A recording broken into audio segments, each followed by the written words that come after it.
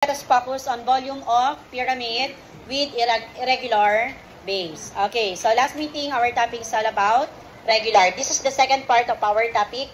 Okay, so first let us define the meaning of irregular pyramids. So when we say irregular pyramid, a pyramid whose base is a irregular polygon. Or let us compare the two illustrations.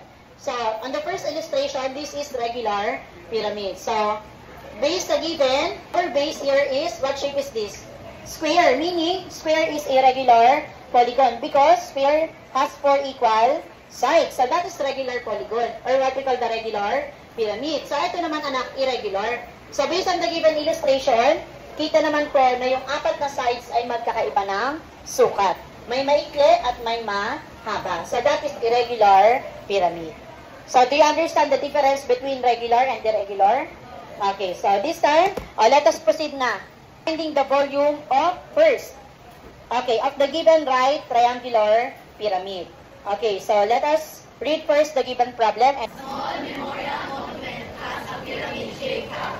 The base is a right triangle with legs measuring 9 cm and 13 centimeters. The height of the pyramid From the apex to the base is 16 centimeters. Find the volume of the pyramid. Okay, so step 1, let us analyze the given problem. So based on the given problem, identify what type of pyramid is given for number 1. Anong sabi Joe dyan? Okay, a pyramid shape kan, the base is a right triangle. So meaning, right triangular pyramid po yan. Kasi ano yung base daw? Right triangle. So meaning, ang tawag sa pyramid ay right triangular pyramid. Okay, that is step 1. Then step 2, let us identify the measure of the parts of right triangular pyramid. Now, this is the illustration of right triangular. Pag sinabi natin, anak, right triangular pyramid, ang base niya ay right triangle. Pag sinabi natin right triangle, shape pa rin po siya pa triangle. Pero, meron tayong makikita, anak, na ganitong figure. So, this figure is represent that this angle is 90 degree. Kapag may 90 degrees po ang given triangle, ang tawag na po sa triangle na to ay right triangle. So, since ang ating base dito ay merong degree, ay merong sign, ito po yung sign na yon. Meaning, this triangle is a right triangle. Or the measure of this angle is 90 degrees. So, kaya ang tawag sa figure na yan ay right triangular pyramid.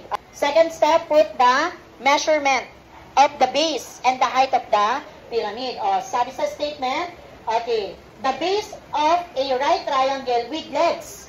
So, ang right triangle, meron tayong parts. So, yung part na to, yung bumuo sa right angle, ito po yun. First, and then itong second, ang tawag dito sa sides na to ay legs. And then yung opposite ng right angle, ang tawag po doon ay hypotenuse.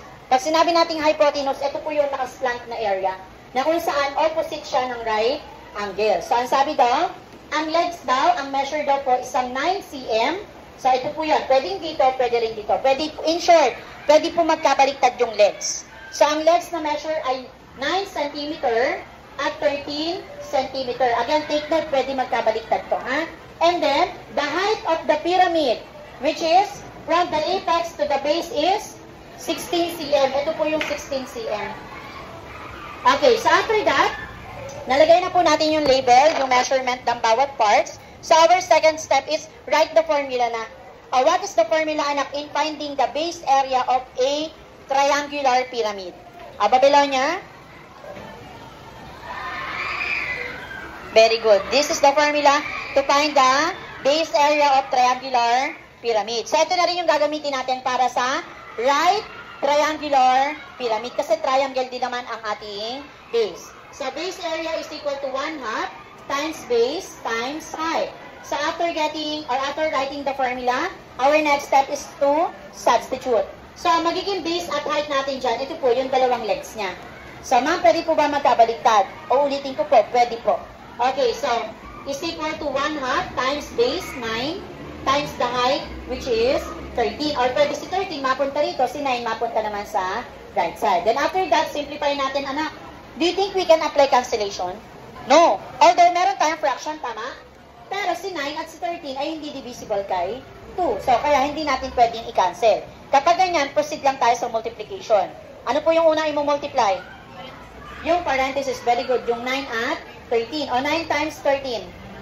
117. And then itong si 1 half, i-bring down lang po yan. Then ano na pong operation yan?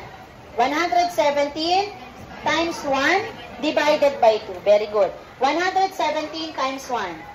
117 divided by 2. 58.5. Very good. 58.5. Anong units nito? Centimeter squared. Very good. That is for the base area. 58.5 centimeter squared. Now, after getting the base area, what's next na po? Find the volume. What is the standard formula to find the volume of a pyramid? Ayasa na. V is equal to times the base area times the height of the pyramid. So, that's the formula to find the volume of the given pyramid. 1 half times the base area times the height. Then after that, substitute na natin. What is the base area? 58.5 centimeter squared. Then what is the height of the pyramid? Okay, very good. 16 centimeter. So, susulat natin yan. Then after that, do you think we can apply cancellation? Si 58 ba? 58.5 ay divisible sa 3? No. How about si 16? No. So, kung wala, anong pong next step natin? Multiplication. O, multiply what? 58.5 times 16. Okay, that is 936. Then, after that, what are the two operations? How to multiply a fraction and a whole number? Multiply first, whole number by the new, then divide your answer by the denominator. Okay, 936 times 1. Divided by 3. 312. Very good. What is the unit? Centimeter cube. Okay, that is the volume of the given pyramid. So,